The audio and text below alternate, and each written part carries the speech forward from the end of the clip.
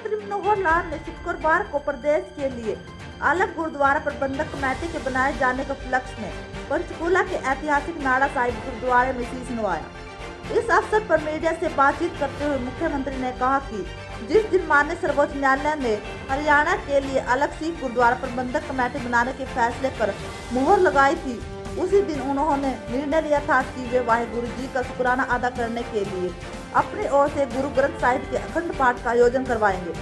उन्होंने कहा कि नाड़ा साहिब गुरुद्वारे में श्री गुरु ग्रंथ साहिब के अखंड पाठ का शुभ आरंभ हुआ है, जिसका 9 अक्टूबर को समापन होगा। देखिए, जब सुप्रीम कोर्ट ने हरियाणा का जो हमारा गुरुद्वारा प्रबंधक कमेटी का जो कानून बना था उसके ऊपर मोहर लगा दी, फैसला हरियाणा के हक में दिया था, उसी समय हमने मन में विचार आया था कि भी इसके उपलक्ष्य में वाहिगुरु जी का शुक्राना अदा करने के लिए और एक अखंड पाठ का आयोजन मैं कराऊंगा अपनी ओर से। तो नाड़ा साहब जी के गुरुद्वारा साहब में आज अखंड पाठ का शुभारंभ हुआ है। परसों 9 तारीख को समाप्ति होगा।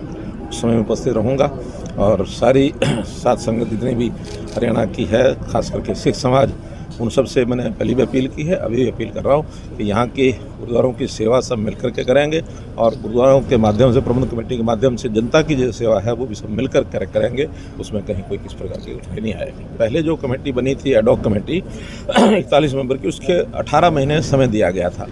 अब चूँकि वो 18 महीने, उस समय कोई ऐसा प्रावधान उसमें नहीं लिखा गया था एक्ट में कि एमरजेंसी में किसी कारण से सुप्रीम कोर्ट अथवा किसी और कारण से ये टाइम लैप्स हो जाए और उस समय तक नई कमेटी नहीं बनेगी, तो ऐसा कोई प्रावधान नहीं था। तो सबसे पहले तो एक ऐसा प्रावधान हम एक्ट में करेंगे कि इस प्रकार की परिस्थिति में यदि कोर्ट के डिसीजन के कारण से या किसी भी कारण से वो कमेटी पूरा काम नहीं कर पाई है तो नए सिरे से एक एडॉक कमेटी बनाने का अधिकार ये सरकार के पास रहेगा।